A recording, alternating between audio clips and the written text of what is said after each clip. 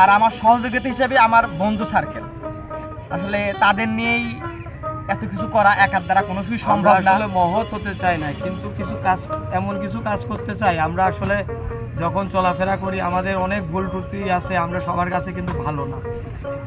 আমরা এলাকার মধ্যে অনেকে আমাদের খারাপ জানে, অনেকে ভালো জানে। আসলে মেন উদ্দেশ্যটা হচ্ছে আমাদের দেখে যেন আমাদের পিছনে আমাদের ছোট জেনারেশন যারা আছে যার জন্য ভালো কিছু করতে পারে।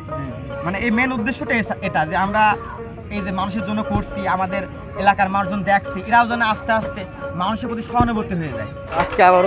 আজকে শুক্রবার, তো আবারও আমরা কিন্তু এই গরিব দুঃখী মানুষের জন্য আবার আজকে খাওয়া দাওয়ার ব্যবস্থা করেছি। প্রত্যেক সপ্তাহে মানে প্রত্যেক শুক্রবারে যে আয়োজন, এই আয়োজনের ব্যাপারে আমার বন্ধু মুরাদ পিছনের গল্পটা বলবে। বন্ধু বলো, এই দিকে তোমাদের কত মনে হইলো? তো সব থেকে বড় কথা হচ্ছে মানব জীবন ক্ষণস্থায়ী।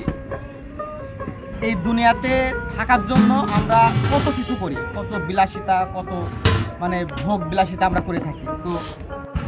তো আমরা মানুষ যদি একজন মানুষ আর একজন মানুষের ভালোবাসতে না পারি তাহলে আমরা কিসের মানুষ?